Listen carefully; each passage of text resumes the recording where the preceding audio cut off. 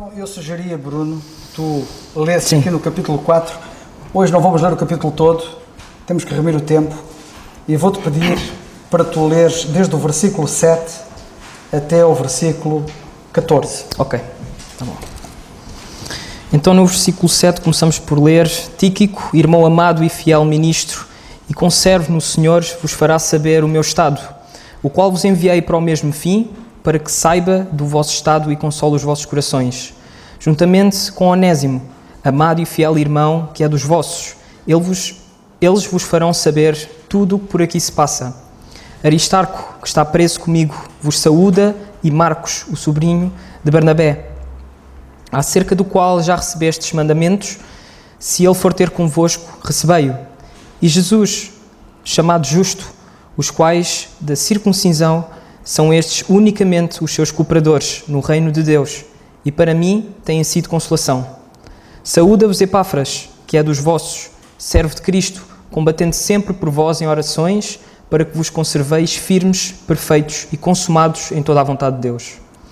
Pois eu lhes dou testemunho de que têm grande zelo por vós, e pelos que estão em Laodiceia, e pelos que estão em Herápolis. Saúda-vos Lucas, o médico amado, e Demas. Antes de tu saíres daqui, vou-te fazer uma pergunta. Agora é que são elas. Não, mas é muito simples. Nós temos aqui o apóstolo a falar de vários personagens, não é? Vários cooperadores, das valências deles, do exemplo deles, e por outro lado também da igreja, das necessidades delas, das igrejas, das várias que estão aqui referidas, não só Colossos. Daquilo que tu leste, eu sei que agora ia-te pedir para tu leres outra vez, não é? Porque não estavas a pensar nisto. Claro. Mas daquilo que tu leste, daquilo que tens ouvido, do estudo que temos estado a fazer, o que é que te impressiona assim mais nesta última parte que estamos aqui a considerar? Por exemplo, na parte final, que é onde nós estamos, ele diz assim: saúdo-vos Epáfras, que é dos vossos, servo de Cristo, combatendo sempre por vós em orações, para que vos conserveis firmes, perfeitos e consumados em toda a vontade de Deus, pois eu lhe dou testemunho de que tenho grande zelo por vós, e pelos que estão em Laodiceia, e pelos que estão em Herápolis. Saúda-vos Lucas, o médico amado, e Demas. Se eu dissesse assim, tens 1 minuto para dizer qualquer coisa deste trecho da palavra de Deus, o que é que tu dirias? Sei que é um bom desafio. É um bom desafio, Carlos. Eu sinceramente, eu acho impressionante Paulo fazer questão de mencionar cada nome individualmente e não chamar só pelas igrejas e tudo mais. Acho que é muito interessante Paulo lembrar-se de cada membro individualmente e das suas capacidades e dos seus exemplos. E eu acho que isso é espetacular, principalmente aqui neste capítulo que estamos a seguir. Acho que é muito interessante.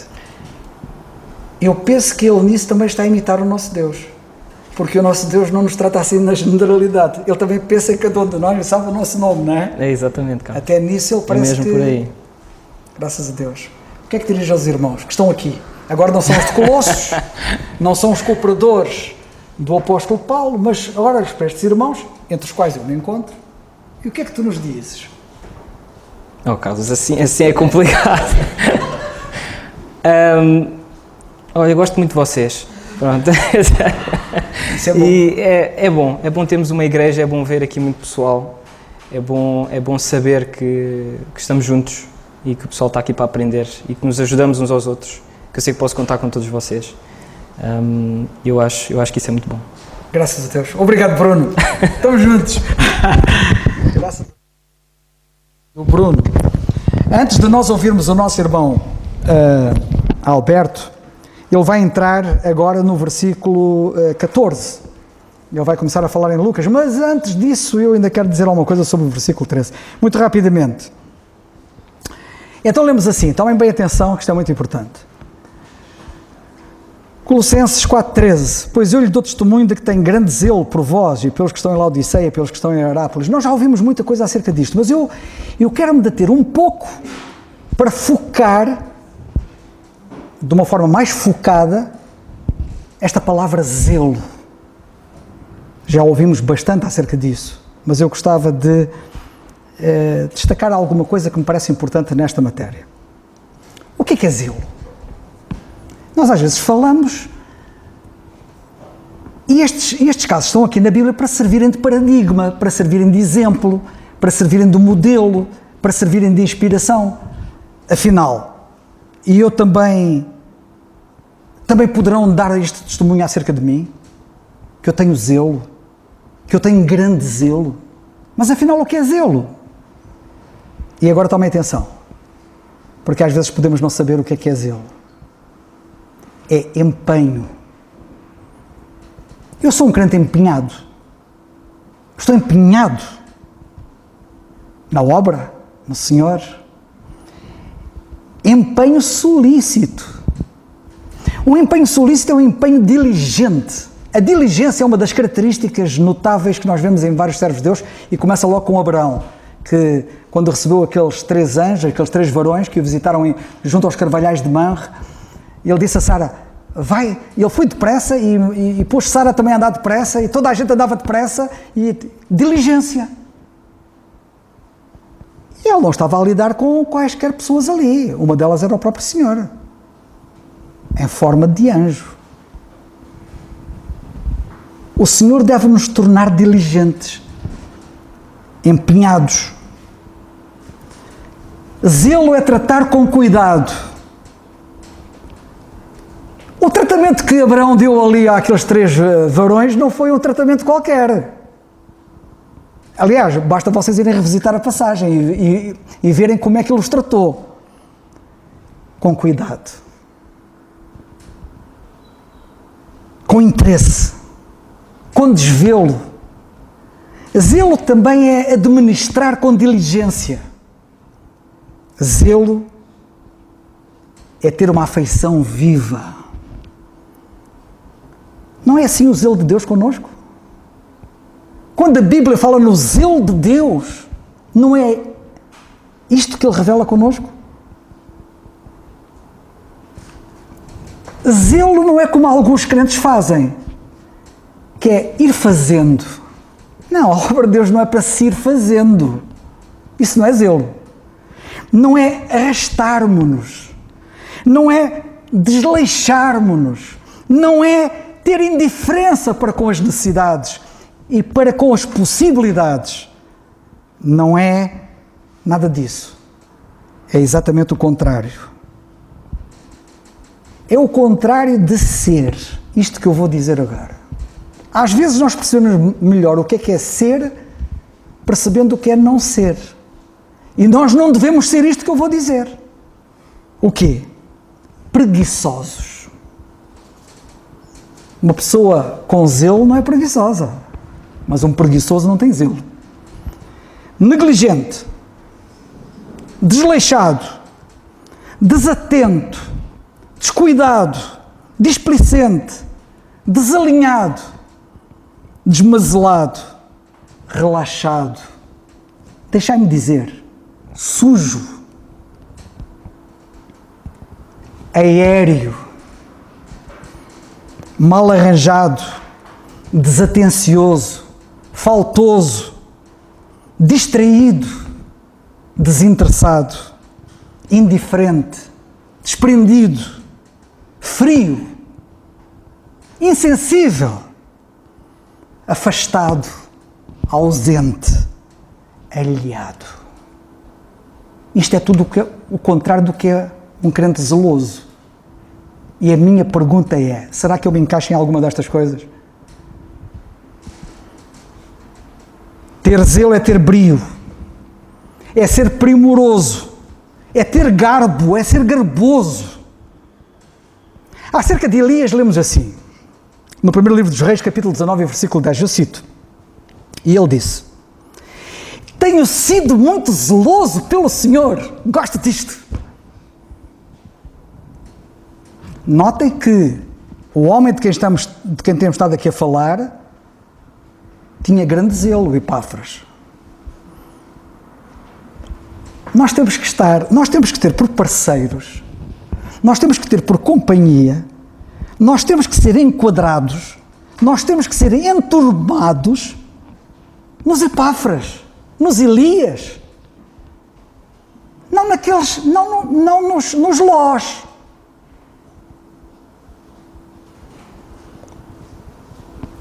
Agora vocês reparem o que é que nós lemos no primeiro livro dos Reis, no capítulo 19 também, mas mais à frente no versículo 14, quando Elias diz isso. Primeiro lemos assim, que ele diz isto: tenho sido muito zeloso pelo Senhor. Mas mais à frente ele volta à carga e diz: eu tenho sido em extremo zeloso pelo Senhor.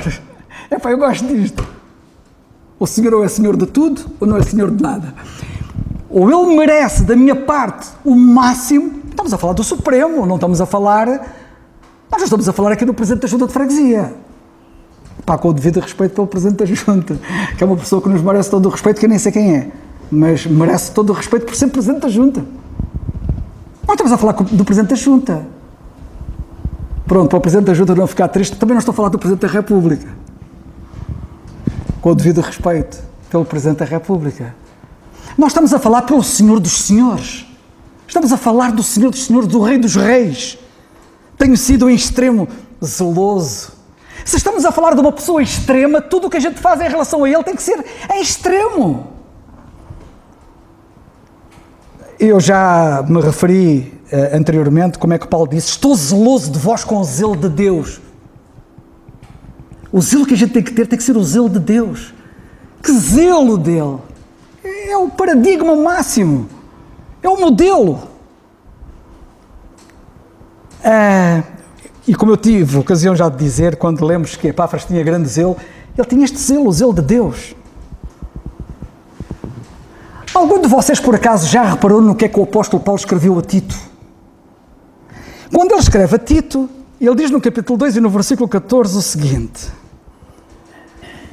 que o Senhor Jesus Cristo se deu a si mesmo por nós para nos remir de toda a iniquidade.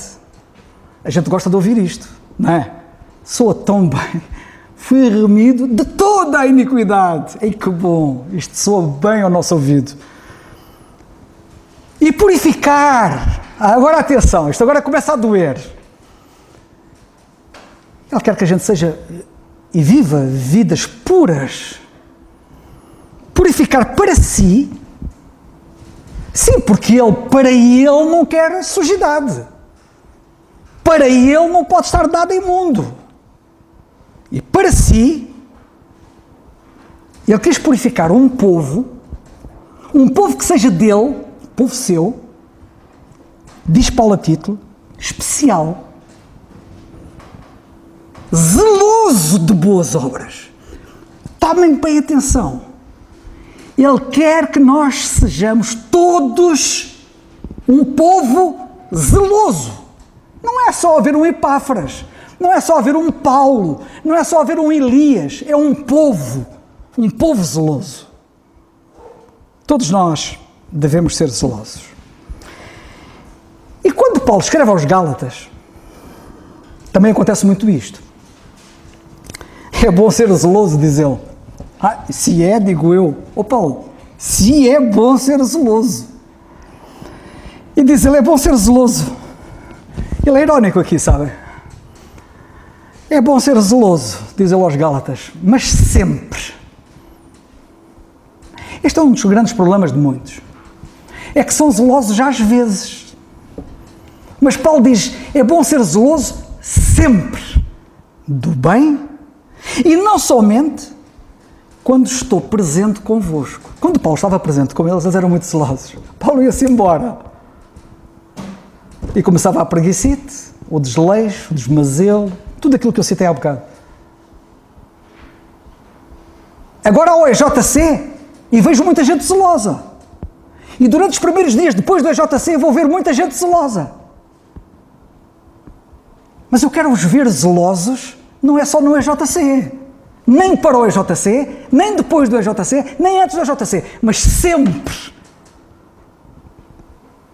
É para que Deus nos ajude, sério, isto é um assunto muito sério. Nós temos que ter um andamento constante. Eu há alguns irmãos que já conheço há muitos anos, e há dois em particular, que eu costumo dizer quando às vezes faço referência a eles, que são dois autênticos relógio Ômega. Deve haver relógio melhor que o Ômega, de certeza, mas o Ômega ficou na história, por alguma razão. Aquilo não adianta nem atrasam. É sempre aquele tim, tim, tim, certinho ali. Certinho, sempre certinho. O relógio certinho. Temos de ser relógios certinhos. Ao termos zelo pelos irmãos, e isto é muito importante, estamos a ter zelo pelo Senhor. Eu estive com fome e vocês não me deram de comer, eu estive com sede e vocês não me deram de beber. Senhor, quando é que tu estiveste com fome e eu não te dei de comer? Ou com sede e eu não te dei de beber? Ou nu e não te vesti? Ou preso e não te visitei? Quando é que... Não fizestes a um destes meus pequeninos irmãos? Não fizeste a mim. Perceberam? O zelo pelos irmãos é o zelo pelo Senhor. Sabem que o nosso zelo afeta os outros. Mas a nossa falta de zelo também afeta os outros. Vocês têm bem noção disso? É que muitos pensam, sim, um crente zeloso afeta os outros. Pois é, mas um crente preguiçoso também afeta os outros. Um crente indolente também afeta os outros. Um crente desmazelado também afeta os outros. Muitos são estimulados, ou melhor, muitos não são estimulados pela nossa falta de zelo. E poderiam ser estimulados pelo nosso zelo. O nosso zelo pode estimular muitos, mas a nossa falta de zelo pode desencorajar uma série deles. E diz assim a Bíblia. Segundo aos Coríntios 9:2, o apóstolo é muito claro, diz ele assim, o vosso zelo tem estimulado a muitos. O vosso zelo tem estimulado a muitos. É preciso dizer assim ao apóstolo Paulo, Paulo, e aqueles que não revelam zelo em relação aos outros, o que é que eles estão a fazer? Vamos ser motivadores? É uma pergunta. Acerca de Jeú, ele disse um dia a Jonadab, Jeú, lemos isso no segundo livro dos Reis, capítulo 10, versículo 16, e passo a citar. Olhem o que é que Jeú disse a Jonadab. Vai comigo e verás o meu zelo para com o Senhor. Vai comigo e verás o meu zelo para com o Senhor. A gente pode dizer isto aos outros? Quem vai conosco vê zelo para com o Senhor. Para terminar, versículo 14, que é o versículo a seguir que o nosso irmão Alberto já vai entrar. Saúdo-vos, Lucas, o médico amado, e Demas. E eu quero chamar a vossa atenção, isto é muito importante, isto é uma lição agora dispensacional, se a outra é prática, esta é doutrinal dispensacional. Nós temos aqui uma referência a médico. Nosso irmão Alberto aqui um bocado já vai falar de Lucas, do doutor Lucas. Mas eu quero chamar a vossa atenção para a palavra médico. E a referência a médico é algo novo na Bíblia, no Novo Testamento. Vocês não têm médico nos Evangelhos. Não têm médico na primeira parte do livro dos Atos dos Apóstolos. Mas agora aparece um médico. Sabem que o facto de aparecer um médico nas epístolas prisionais, nas últimas que Paulo escreve, na carta aos Colossenses, escreve da prisão em Roma, é sinal de que houve uma mudança dispensacional. É porque até aqui não era preciso médico. Até aqui não era preciso médico. E quando na Bíblia, pela primeira vez, nós lemos da existência de um médico, é porque houve uma mudança dispensacional. E porquê que eu digo isso?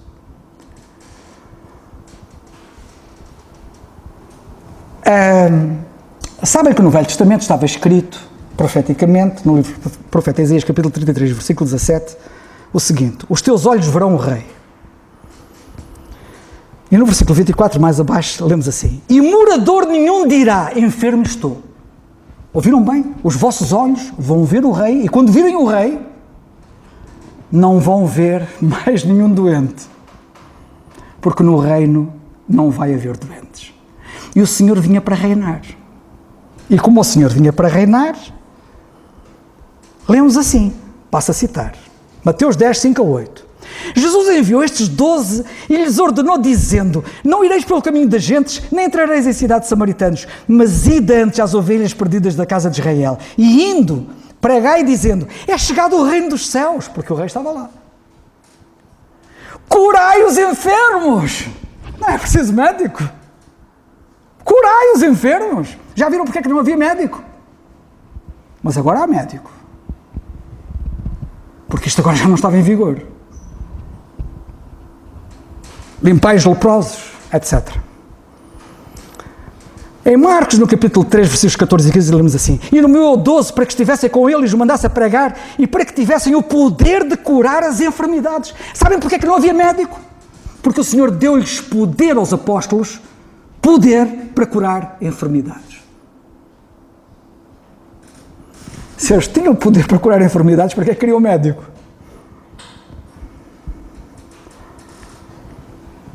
Em Lucas 9, 1 e 2, lemos assim: convocando os seus 12 discípulos, deu-lhes virtude e poder sobre todos os demónios e para curarem enfermidades, e enviou-os a pregar o reino de Deus e a curar os enfermos. E percorria Jesus, lemos em Mateus 4, 23, toda a Galileia, ensinando as suas sinagogas e pregando o evangelho do reino e curando as enfermidades e moléstias entre o povo. Esta era a tónica.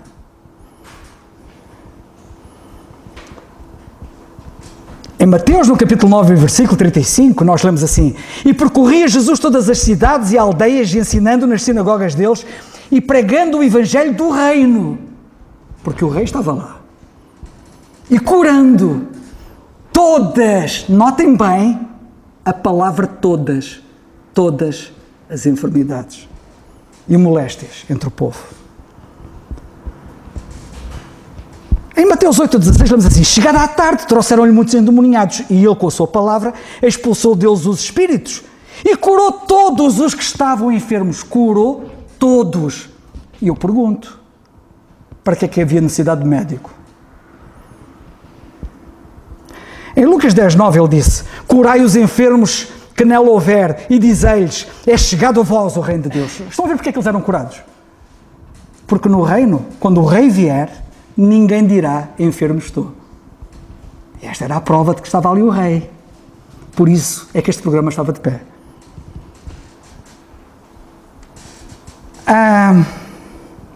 Vocês certamente conhecem aquela passagem da grande comissão que é Marcos capítulo 16. Disse-lhes: ide por todo o mundo, pregai o evangelho a toda a criatura. E estes sinais seguirão aos que crerem. Estes sinais seguirão aos que crerem. Porão as mãos sobre os enfermos e os curarão. Agora tomem bem atenção, este processo é chamado de sinais. Sabem porquê que é chamado de sinais? Porque eles estavam a tratar com o povo dos sinais. Porque os judeus pedem sinal. Lemos na Bíblia. E o povo dos sinais precisa de sinais. E a cura das enfermidades era um dos sinais. Um dos sinais que o reino estava para ser estabelecido, um dos sinais que o Senhor Jesus Cristo era o verdadeiro Messias. Não tenho tempo para desenvolver. Chegamos a Atos dos Apóstolos, ainda em Atos. Portanto, mais tarde, mais à frente, já o Senhor tinha morrido. Perdão.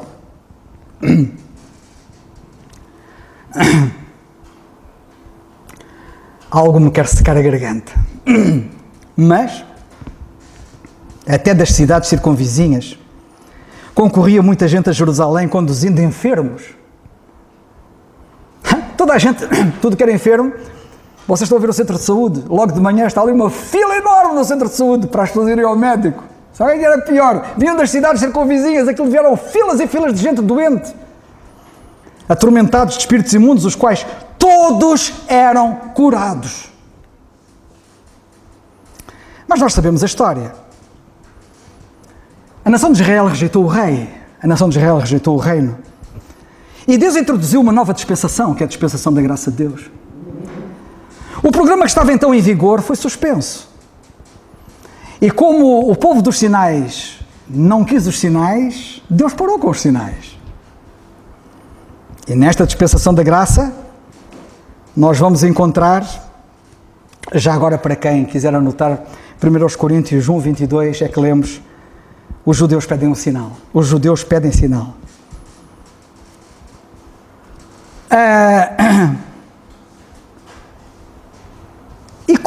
dispensação da graça de Deus foi introduzida, tendo sido suspensa a dispensação anterior com o programa que estava em vigor,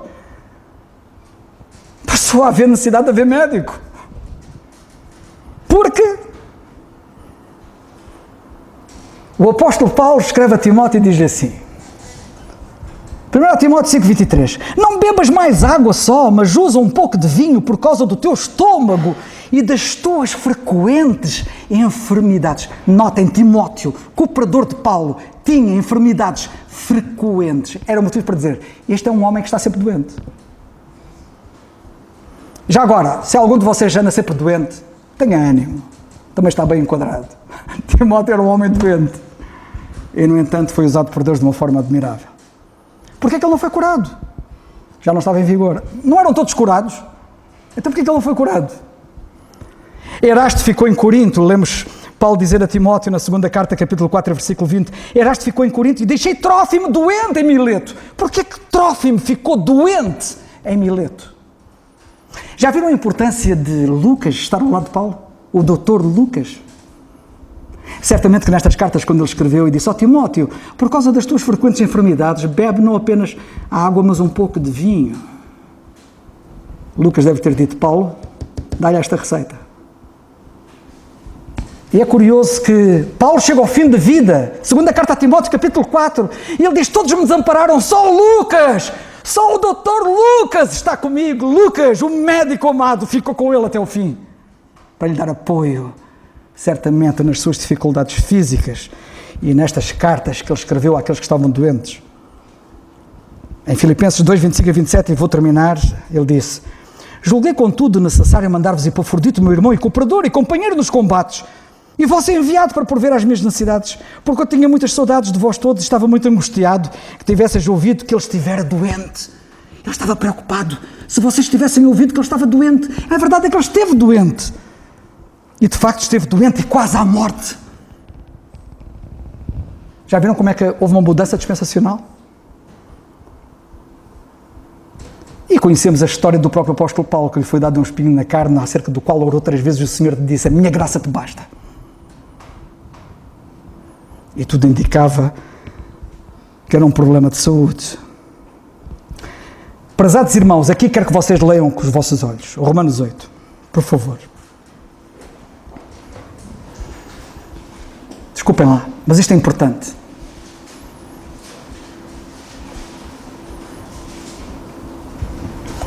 Nesta dispensação da graça, em que houve uma mudança dispensacional, também nesta matéria das doenças, o apóstolo diz assim, sabemos, tenho pena que haja muita gente ignorante, mesmo depois de ler aquilo que ele disse. E ele disse, nós sabemos. O que é que ele sabia? Que nós devemos saber também. Que toda a criação, agora, geme. E está juntamente com dores de parto até agora. E não só ela, mas nós mesmos, nós os crentes, que temos as premissas do Espírito, também gememos em nós mesmos. Gememos. Este gemer é aos problemas físicos, das doenças físicas. Esperando o quê? A adoção. O que é isso, esperar a adoção? A saber, eu digo-vos o que é, a redenção do nosso corpo, porque o nosso corpo agora é fraco, sujeito às doenças. Estamos à espera que quando o Senhor vier, transforme este corpo num corpo glorioso, em que já não vai estar sujeito a doenças e outras coisas. Eu disse que ia concluir, agora é que eu vou concluir mesmo, mas vou concluir e espero que com uma chave que é mesmo uma chave de ouro, porque infelizmente muita gente é mesmo ignorante. O que é que nós lemos em Isaías 53:4? Leiam, por favor. O profeta Isaías, lá atrás, ele disse isto. E há muitos hoje que se agarram a isto, sabem? E tentam aplicar isto a eles hoje, mas de uma forma errada. E vou já explicar porque é que aplicam de uma forma errada. Isaías 53:4 diz assim, é uma profecia, como vocês sabem, Isaías 53, já acerca do Senhor Jesus Cristo. E lemos assim, verdadeiramente, diz Isaías profeticamente, verdadeiramente, ele, Cristo, tomou sobre si as nossas enfermidades. Tomem bem atenção à palavra, enfermidades, tomou sobre si. E nós o reputamos por aflito, ferido de Deus e oprimido. E depois a seguir nós vamos ler e lemos o papel dele na cruz, etc. E há muitos que dizem assim. Cá está. Quando o Senhor Jesus Cristo foi à cruz, não levou apenas os nossos pecados, Ele levou também as nossas doenças. E por isso, assim como nós não precisamos de dizer, Senhor, eu quero o perdão dos pecados, porque está garantido na cruz, também não precisamos dizer, Senhor, eu quero a cura do meu corpo, porque está garantida na cruz. E é assim que alguns recusam liminarmente dizer, eu estou doente. E alguns dizem assim, diz pela fé que estás curado, que não tens problema nenhum físico. Prezados irmãos, isto é uma linguagem extremamente perigosa. E porquê? Porque isto é manejar mal a Bíblia. Então, mas Isaías 53 não fala da cruz? Fala. E os versículos a seguir que eu não li, se vocês lerem os versículos a seguir, Isaías 53 a seguir, ou 4, 5, 6, 7, por aí fora, vocês vão ver que o Senhor fala da cruz. Aliás, eu pedi a alguém rapidamente Isaías 53, quem é que está aí com a Bíblia na mão, para ler os versículos 5 e 6, já agora, só para vocês verem o contexto. Isaías 53, 5 e 6. Mas ele foi ferido pelas nossas transgressões e moído pelas nossas iniquidades. O castigo que nos traz a paz estava sobre ele. Obrigado, chega. Cruz, certo? Cruz. O problema é estarem a querer associar as enfermidades que também foram levadas na cruz. Isso é que é um erro. E como é que eu sei que é um erro? Os meus pecados, as minhas iniquidades foram levadas sobre ele na cruz. E a Bíblia não está aqui a dizer no versículo 4 que as enfermidades também foram levadas sobre ele na cruz? Não. Como é que eu sei que não? Mateus 8, versículos 14 a 17. Querem ver qual é a interpretação correta da Bíblia? A Bíblia é que se interpreta ela própria. Eu tenho muito medo daqueles que se julgam grandes intérpretes da Bíblia e depois inventam e só dizem disparados.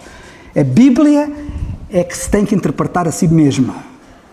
Em Mateus 8, versículos 14 a 17, lemos assim.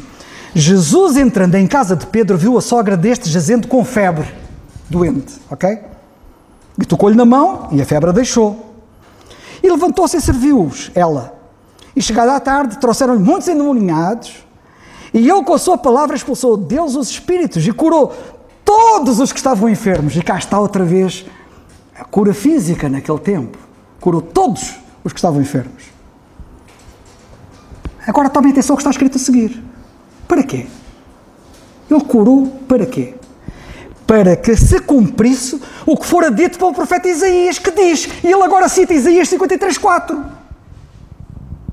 Para que se cumprisse o que o profeta Isaías diz. O que é que ele disse?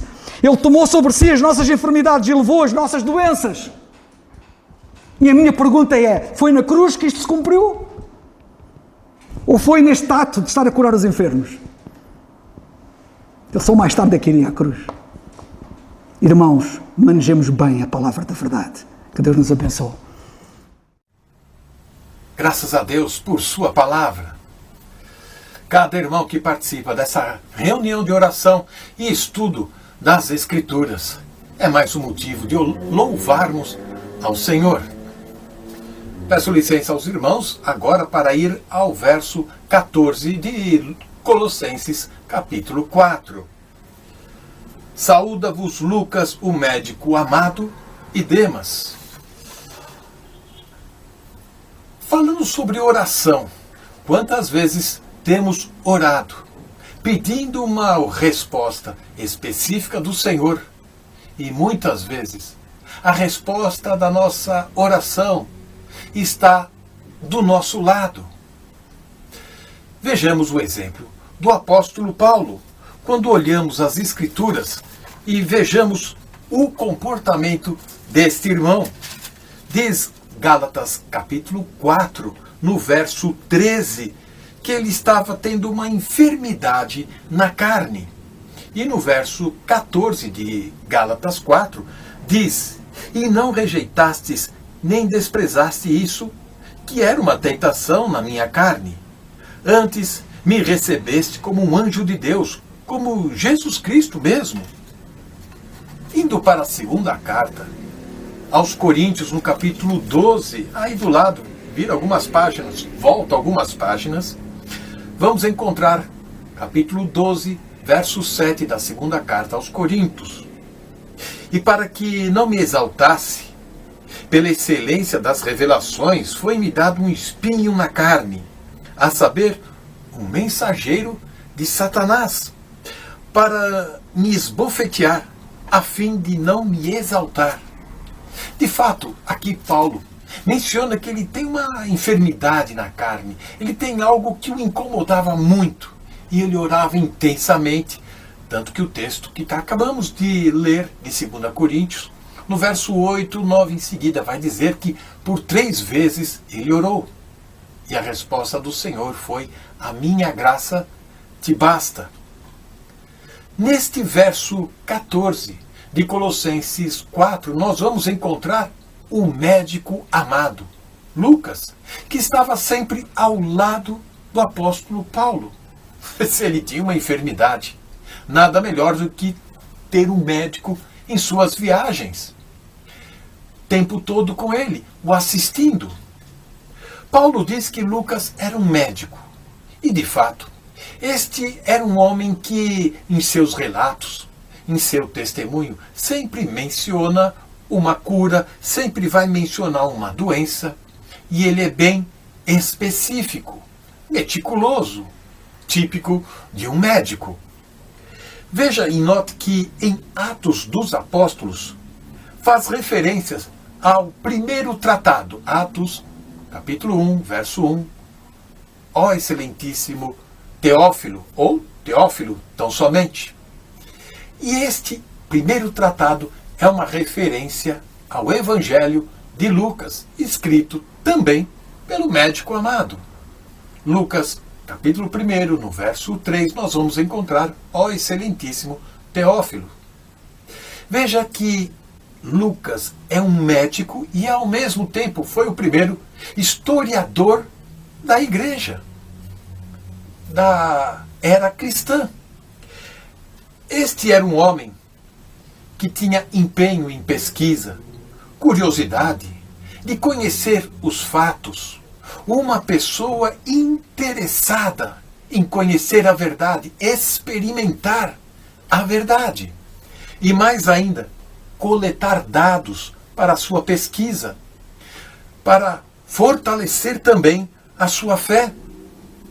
Veja que este homem, ele era uma pessoa que estudava, conhecia o grego, conhecia a cultura helênica, muito importante para a equipa do apóstolo Paulo.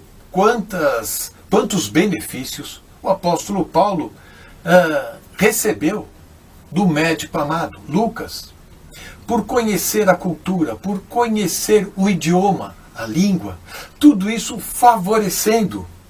E mais ainda, nós vamos ver em Atos dos Apóstolos, no capítulo 16, no verso 10, que o pronome eles é mudado para nós.